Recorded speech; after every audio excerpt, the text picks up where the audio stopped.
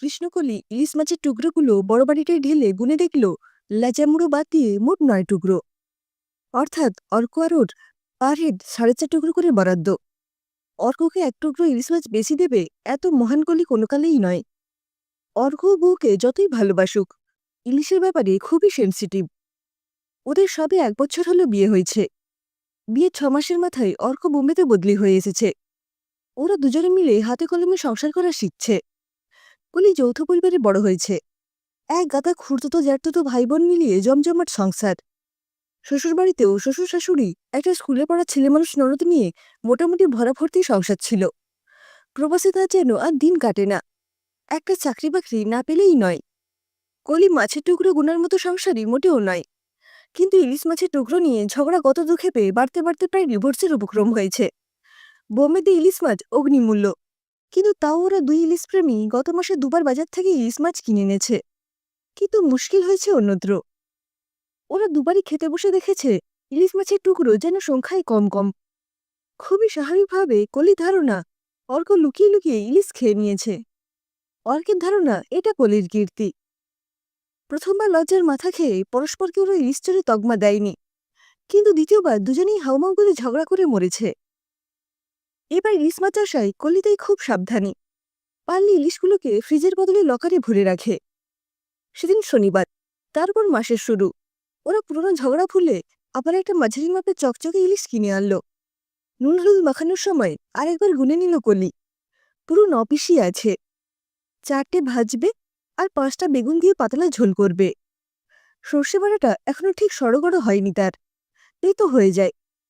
ইলিশ মাছের ঝোল করে কলি চান করতে গেল। ভাজাটা অর্ক করবে। গায়ে দুমুক জল ঢালতে না ঢালতে বাথরুমের দরজায় অর্কের চিৎকারে বেরিয়ে এলো কলি। অর্ক চেঁচাচ্ছে, ঝোলের পাত্রে মাত্র 2 টুকরো মাছ, বাকিগুলো কোথায় গেল? অর্ক মাছ ভেজে ঢাকা খুঁজতে গিয়ে ঝোলের ঢাকা তুলেছিল। অলি গজগজ করতে করতে রান্নাঘরে এলো। পেছন পেছন অর্ক। হায় রে পোড়া কপাল! 4 টুকরো ভাজার মধ্যেও 2 টুকরো হাপিস। অর্ক এবার একেবারে হতভম্ব। এই তো সে মাছগুলো ভাজল, এ কি ভেলকিবাজি! অর্কর ধারণা হলো খোলা জানলা দিয়ে বিড়াল ঢুকেছিল। অগ্নিশর্মা কলির অবশ্য ধারণা ঝোলের ইলিশ, ভাজার ইলিশ সব অর্কই খেয়েছে। রেগে মেগে সে 1 টুকরো মাছও খেল না। অনলাইনে মটন বিরিয়ানি আনিয়ে নিল। অর্ক বেড়ালে মুখ দেওয়া মাছ খাবে কিনা ভাবতে ভাবতে বিরিয়ানিই খেয়ে নিল। প্রচুর সংশয় বুকে নিয়ে মাছের পাত্রগুলো উঠে গেল ফ্রিজে। রাত্রে খুটখাট শব্দে ঘুম ভাঙল কলির। অর্ক অফিসের কাজ সারছিল। নিশ্চয়ই ফ্রিজ থেকে ইলিশ মাছ বের করে খাচ্ছে। ইলিশ মাছের ব্যাপারে সে বোধহয় স্বয়ং ঈশ্বরকেও বিশ্বাস করে না। রান্নাঘরে গিয়ে কলি ভিড়মি খাই বুঝি। অর্ক কোথায়? ফ্রিজ খুলে মাছ খাচ্ছে তারই বয়সী একটা মেয়ে। কৃষ্ণকলি ভিড়মি খেতে খেতে সামলে নিল, কারণ ইলিশের শোকের কাছে অন্য ভয় তুচ্ছ। অলির গলা দিয়ে একটা আক করে আওয়াজ বেরোতেই ঘুরে তাকালো মেয়েটা। তার হাতের ইলিশ মাছটা হাওয়ায় ভাসতে লাগলো, আর তার দেহটা গেল হাওয়ায় মিলিয়ে। কিন্তু দেব দানব গন্ধর্ব বা মেছুপেতনি যাই হোক, ইলিশ চোরকে এত সহজে ছেড়ে দিতে রাজি নয় কলি। সে ইলিশ মাছটা দেখে আন্দাজে চেপে ধরল কনকনে ঠান্ডা একটা অদৃশ্য কবজি। পেতনিটাও হ্যাংলা কম নয়। ইলিশ মাছের টুকরোটা রেখে দিলেই চুকে যেত লাটা। কলি ওর হাত চেপে ধরতে পারত না। কলির বজ্রমুষ্টি থেকে একে বেঁকে হাত ছাড়াতে ছাড়াতে পেতনি নাকি সুরে প্যান প্যান করতে লাগলো। এই কলি, ছেড়ে দে বলছি, ভালো হবে না কিন্তু। কলি নাজুক হলে কি হবে, তার তখন রোগ চেপে গেছে। তুই যা পারিস কর, আমি তোকে ছাড়বো না, চোর কোথাকার! কি চুরি করি রে আমি? সামান্য এক টুকরো ইলিশ মাছই তো নেই। ইলিশ চুরি মোটেও সামান্য ব্যাপার নয়। আর মুম্বাইতে তো সোনার দামে ইলিশ কিনতে হয়, ওতে ভাগ বসাবি কেন? সে অনেক কথা। রাত হয়েছে, তুই ঘুমোবি না? তোর বর তো স্টাডি রুমেই ঘুমিয়ে কাদা। আবার আমার টেক কেয়ার করা হচ্ছে। এক রাত না ঘুমলে মহাভারত অশুদ্ধ হবে না। আজ তোর একদিন কি আমার একদিন। আমার সব কথা শুনলে এমনটি বলতে পারতি না রে কলি। তাই নাকি? তাহলে তোর কথাই আজ শুনি। মাস্টার কি করব? চল বাইরের ঘরে বসে খাবি। কলিয়ার পেতনি বাইরের ঘরে বসে আড্ডা মারতে লাগলো। হ্যাঁ রে, তোর নাম কি? আমার এখন কোনো নাম নেই। আগে নাম ছিল চন্দ্রাবলী। বাপরে, চন্দ্রাবলী বলতে হলে তো দাঁত ভেঙে যাবে। আমি তোকে বরং চাঁদু বলে ডাকবো। চাঁদু বল খাদু বল, যা খুশি বল, একটু ইলিশ মাছ খেতে দিস। মাইরি, ইলিশের দাম জানিস? এমন কষে সর্ষে বাটা দিয়ে রানবো তোর মুখ পুড়ে যাবে। তুই তো হেভি ঠ্যাটা, সর্ষে যে আমাদের সহ্য হয় না সেটাও জানিস।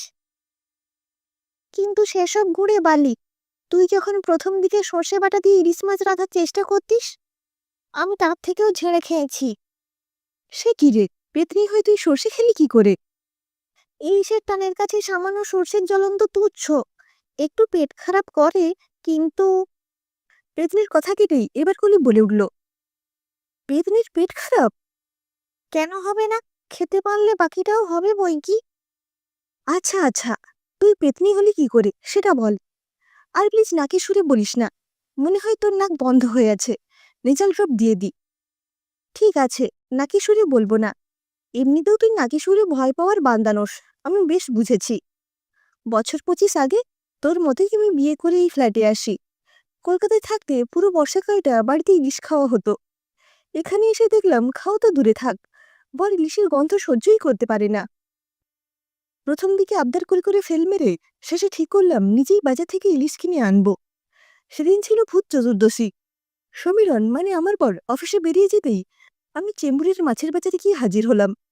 বেশ চকচকে একখানা ইলিশ কিনে বাড়ি যখন পৌঁছলাম বেলা 12টা হবে। তাড়াতাড়ি দুটুকরো ইলিশ মাছ ভেজে খেতে বসে গেলাম। মেঘ করেই ছিল। ইলিশে একটা কামড় দিয়েছি কি দিইনি, কড়কড় করে বিদ্যুৎ চমকে ধরাম করে একখানা বাজ বলল। চমকে গিয়ে খেলাম এক রাম বিষম। আর ইলিশ মাছের কাঁটাটা প্যাক করে ঢুকে গেল আমার শ্বাসনালীতে। বর এসে হসপিটালে নিয়ে যাওয়ার আগেই আমার প্রাণবায়ু গেল মহাবায়ুতে মিশে। ইলিশ মাছের আকাঙ্ক্ষা নিয়ে মরলাম, তাই শ্রাদ্ধ শান্তিতেও আমার মুক্তি হলো না। সেই থেকে আমি ইলিশের আশা নিয়ে এই দুকামরার ফ্ল্যাটে বন্দি।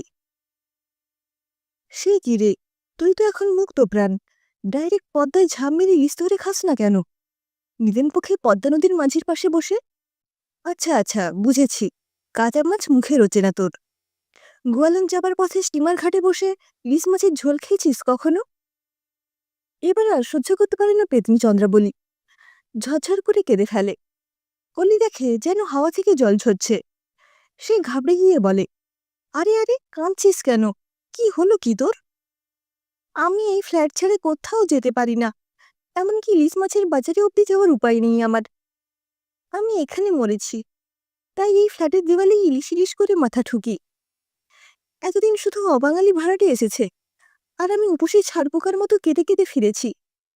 যদিও কৃষ্ণকলি কখনো কোনো কাদন্ত উপসী ছাড়পোকা দেখেনি, তবু চাঁদুর জন্য সহানুভূতিতে তার মন গলে গেল। চন্দ্রাবতী বলল, জানিস, যেদিন তোরা বাড়ি দেখতে এলি সেদিন আমার যে কি আনন্দই হয়েছিল কি বলবো। তোদের দুজনের গায়ে ভুরভুর করে মাছের গন্ধ বেরোচ্ছিল। কলির কথাটা ঠিক পছন্দ হলো না। সে মুখ ভেটকে বলল, খবরদার, আমার বরের গায়ের গন্ধ শুকবি না। চন্দ্রাবলীর কৃষ্ণকলি কিন্তু অতঃপরই সই পাতিয়ে ফেলল। অর্ককে কলি চাদুর কথা বলেছে, কিন্তু অর্ক না চাদুকে দেখতে পায় না শুনতে পায়। কলি একটা চাকরিও জুটিয়ে ফেলেছে, ফলে ওদের ইলিশ মাছের বাজেট কিঞ্চিত বেড়েছে। এখন আর নিছক ইলিশ মাছের ঝোল হয় না, চন্দ্রাবলীর রেসিপি অনুযায়ী অর্ক আর কলি দই ইলিশ, ইলিশ তিলোত্তমা, ইলিশের পাটিসাপটা, ইলিশের লটপটি কত কী রাঁধে। চন্দ্রাবলী ইলিশ রান্নার দায়িত্বটা নিজের কাঁধে নিতে চেয়েছিল, কিন্তু অর্ক সোজাসুজি পেতরি রান্না খেতে আপত্তি জানায়। চাদুর ইলিশ মাছই ধ্যান জ্ঞান, সে অন্যান্য মাছ 2-1 টুকরো খেলেও তাতে তার অত উৎসাহ নেই। আষাঢ় মাস প্রথম দিবসে কলি আর অর্ক জোড়া ইলিশ নিয়ে এলে চাঁদু তাদের সিঁদুর দিয়ে বরণ করে ঘরে তোলে। বরণ করার সময় চাঁদু নাকি সুরে গান ধরে। ইলিশ মাছ হাঁইসা বলে, খরসা মাছ রে ভাই, তুই থাকিস ঝাড় জঙ্গলে, আমি পদ্মায় যাই। তারপর কপালে ইলিশ মাছের আঁশের টিপ পরে আয়নায় মুগ্ধ হয়ে দেখে। এমনি করে সুখে দুঃখে 3-3টে বছর কেটে গেছে। চন্দ্রাবলী এখন কলি আর অর্কের সংসারের স্থায়ী সদস্য। একদিন বাড়িওয়ালা এসে জানালো সে ফ্ল্যাট বিক্রি করে দেবে। সেন দম্পতি যেন যত তাড়াতাড়ি সম্ভব ফ্ল্যাট ছেড়ে দেয়।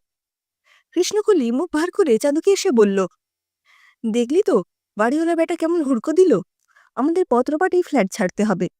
কিন্তু তুই কি করবি, তোর তো এ বাড়ি ছাড়ার উপায় নেই। ইলিশ মাছ খাওয়া খদ্দের জোটার সম্ভাবনাও বোম্বেতে বড্ড কম। চন্দ্রাবলী বলল, আমিও শুনেছি, আজ আমি মুম্বাইয়ের বাঙালি ভূত সমাজকে এখানে একটা মিটিংয়ে ডেকেছি। জমিয়ে কটা মাছের পদ রাখিস তো। কত সোজা ভাবছিস তোদের এখান থেকে ভাগানো? তা তুই খবর দিতে কি করে? তুই না এখান থেকে বেরোতে পারিস না? তোদের ইন্টারনেট কানেকশন আছে কি করতে? এখন ভূতেরাও তো পিছিয়ে নেই শোনা। ফেসবুকে কত ভুতুড়ে অ্যাকাউন্ট আছে জানিস? কথা বলতে বলতে কলির ফুলকো ফুলকো গালটা টিপে দিল একটা কনকনে ঠান্ডা হাত। সেদিন গভীর রাতে কলিদের বসার ঘরে যেন হাওয়ার ঝড়। ভূতের মিটিং অ্যান্ড রিটিং বলে কথা। হালকা হাওয়া, ভারী হাওয়া, দুষ্টু হাওয়া, মিষ্টি হাওয়া খেলে বেড়ায় পর্দায়, টেবিল ক্লথে, ফ্যানের ব্লেডে। সকালে যেহেতু ঘুম থেকে উঠল একটু দেরি করে। তারপর কলিকে আশ্বস্ত করে বলল, আজ থেকে খেলা শুরু হয়ে গেছে, হপ্তাখানেক যেতে দে। সপ্তাহ কোথায়, দুদিন যেতে না যেতেই কেঁদে পড়ল গুজরাটি বাড়িওয়ালা। তার নাকি জিনা হারাম হয়ে গেছে। তার কানের কাছে কারা কারা যেন সরু মোটা ইংরেজি হিন্দিতে শাসিয়ে যাচ্ছে, এই ফ্ল্যাট থেকে ভাড়াটে তাড়ালে তারা দেখিয়ে দেবে মজা। এমনকি কেউ কেউ বাংলাতেও ধমকাচ্ছে, যদিও বাড়িওয়ালা মোটেও বাংলা বোঝে না। এদের কাউকে তো দেখাই যায় না, তাহলে পুলিশকে এসে বা কার বিরুদ্ধে হবে? 15 দিনের মাথায় কৃষ্ণকলিয়ার অর্ক পেতনির কল্যাণে সিকি শতাংশ দামে মুম্বাইয়ের প্রাইম লোকেশনে একখানা 2 BHK ফ্ল্যাট কিনে ফেলল। সবই ঠিক আছে, শুধু আজকাল সেন দম্পতিকে মাছ অনেকটা বেশি কিনতে হয়। তাদের বাড়িতে প্রচুর গেস্ট আসে, যাদের অনেককেই চর্মচক্ষে দেখা যায় না।